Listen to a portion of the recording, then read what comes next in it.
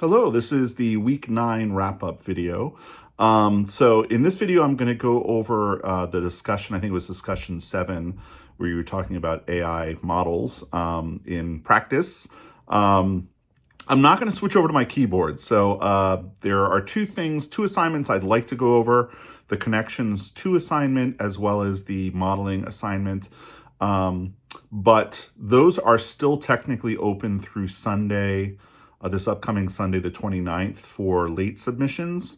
So I don't want to talk about the solutions to those prior to giving people an opportunity, if they have not yet submitted, to submit for a late submission. So if you have not submitted either the second connections exercise or the modeling assignment, you do have until Sunday, it's the 29th of March, to get those in. As of Monday the 30th, those will be closed. I will post the solutions, and you can no longer submit those, okay? And I will talk about those in my next wrap-up video.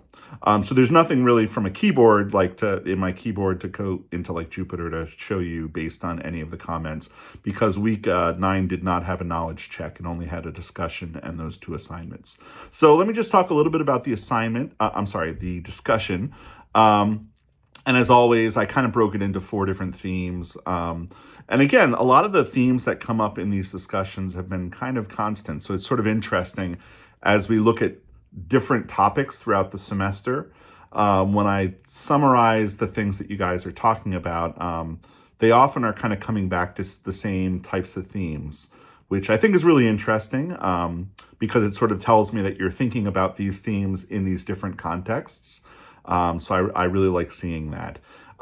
So the first theme that came up, we've talked a lot in our discussions about efficiency and the idea that data analysis can help with efficiency and cost reduction. And certainly AI has a role to play in that. So people talked about different AI systems. Someone brought up a UPS, I think it was called UPS Orion, which is an AI system to help optimize driver routes, which thereby reduces fuel costs, helps minimize labor time. So obviously that builds in efficiencies.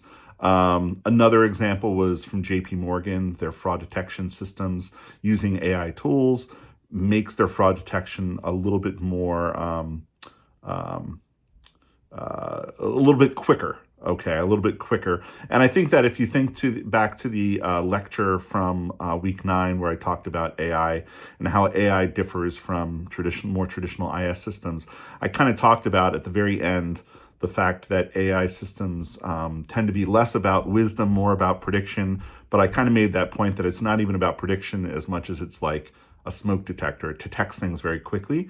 And so if you think about fraud detection, AI systems can be really good at things like that.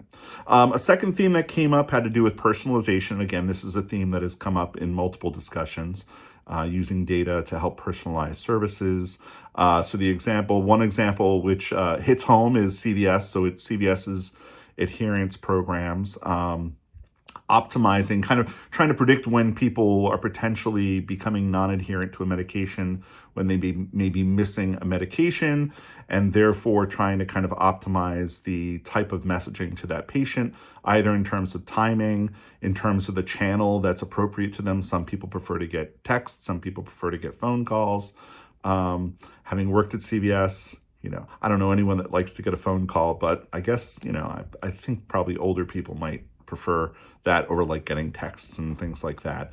By the way, I used to work on this stuff. So right before I left CVS, we had merged with Caremark, and a lot of those medication adherence programs came out of the merger because all of a sudden we had access. There's kind of a firewall between CVS and Caremark, but there was some data that could kind of come across the firewall to give a sense about non-adherence. And so I actually worked on a lot of those early programs. It's amazing to see kind of where they've come to. Since I've been gone, I haven't been at CVS for about 10 years now. And so obviously they've kind of taken some leaps and bounds in terms of their programs. But yeah, I worked on programs where we came up with scripts for our pharmacists to make these phone calls, and we had weekly reports that we would be sending out. Initially, they were very, very manual processes. Now they're all, to the point of the discussion, there's a lot of AI that's helping to drive some of this stuff. I remember when I first started working on this, we were like literally manually pushing PDF files with lists of patients down to stores. So there's been a lot of improvement there. Another example of data-driven and AI-driven personalization, Netflix. So Netflix has a global audience, global customers, and to sort of think about dubbing and subtitling and all of those types of things, they have been using AI systems to try to help with some of that personalization. A third bucket that came up had to do with using AI as human augmentation. So if you go back to the lecture from week 9 on AI, I kind of had that bank example. I started the lecture off with that bank example. You're calling your bank, and there are kind of two different ways to do this. One way is just to have an automated system, and another way is to have a human being that helps you, but they are working with AI behind the scenes to help augment their work. And so there were a couple examples there. So certainly thinking in terms of like AI systems, there are developer copilots. So ChatGPT, Copilot, Claude. There are a bunch of different chat bots that can help specifically with coding, with reporting, to try to speed up those processes.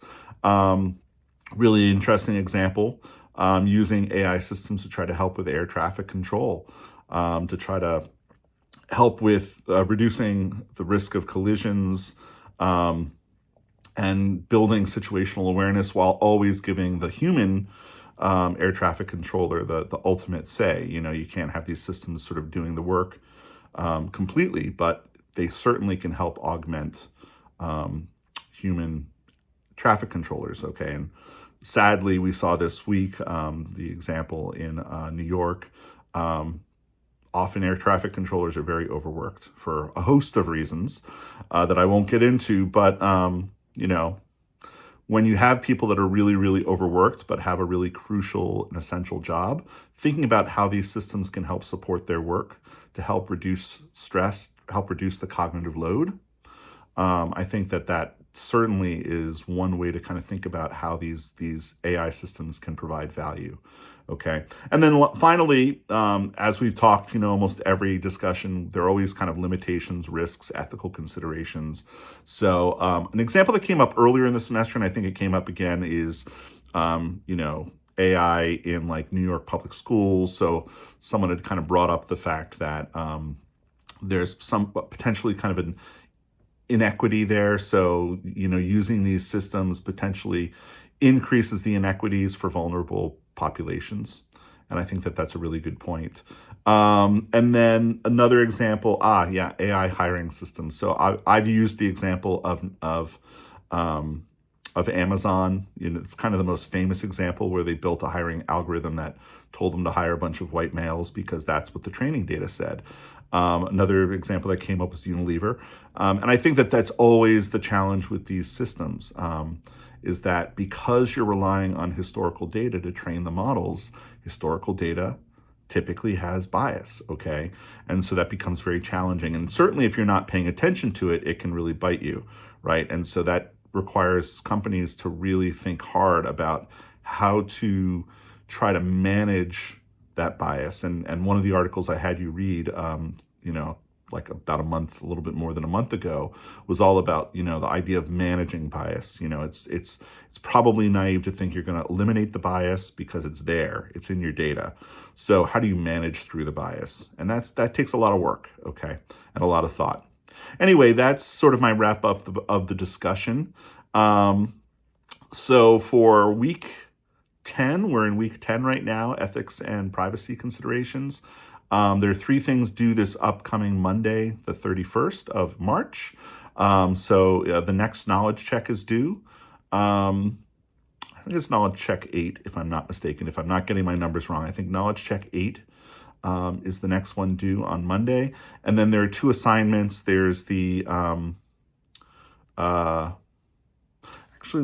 sorry, I'm just going to look quickly at I probably should have had this written down. Let me take a look at the schedule. I don't want to give you the wrong information. So, sorry, yeah. So knowledge check 8 Discussion 8. Okay, so there's knowledge check and a discussion related to week 10. Um, week 10. And then your model draft for your coding project. That's also due this upcoming Monday. And just keep in mind for the model draft for the coding project, you're not finalizing anything between this assignment and the final memo. Things can change. You can build other models. Really, the model draft gives me an opportunity to make sure that, first of all, you've been building models and working with the data so that it's not all crammed in at the end of the semester. And gives me a chance to give you feedback. Okay. The other really important thing that I'll point out is you're working with real data. If you can't find strong models or your models are not, finding lots of significance, I'm not grading you based on that. Okay, it's real data. It's potentially messy data, right?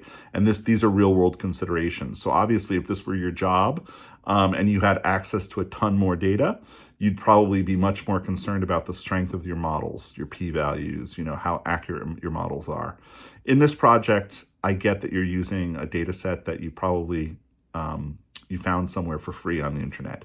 So if you're not getting high R-squared or high accuracy levels, or you're not finding a lot of significance in terms of p-values, I'm okay with that, right? I mean, I'm not grading you on that. What I'm grading you on is whether or not you're building the correct types of models, given the things you're trying to predict, and then your interpretation of those models, right? That's what I'm grading you on. And in some ways, if you don't find a strong model, you're not finding lots of significance, in the final memo, one of the things that you're going to have to write about are like the next steps.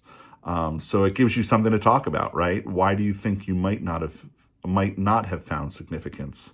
What do you think you'd need if you were going to continue this project to get better models, right? Those are things that you can talk about in that final memo. Okay, so I just bring that up because I know people always, at this point when you start building your models and you're getting these low R-squareds, people start freaking out a little bit. Just know that I'm not grading you on the strength of your models. Okay, so that's everything. Those 3 things, just a reminder, they're due Monday. Next week, there's a little bit of a break, right? We've got Easter break next week, so there's nothing new that's going to be due for next week. Just these week 10 assignments that are due Monday. But after that, you kind of get a week off, and then we'll pick back up the following Monday. Okay? So have a great Easter break, actually. I probably will send out a wrap-up video for week 10 on Tuesday of next week. So you'll probably see me again if you watch these videos before the Easter break. But if you don't watch that video, have a great Easter, and I'll see you on the other side. Okay? Have a great weekend. Bye-bye.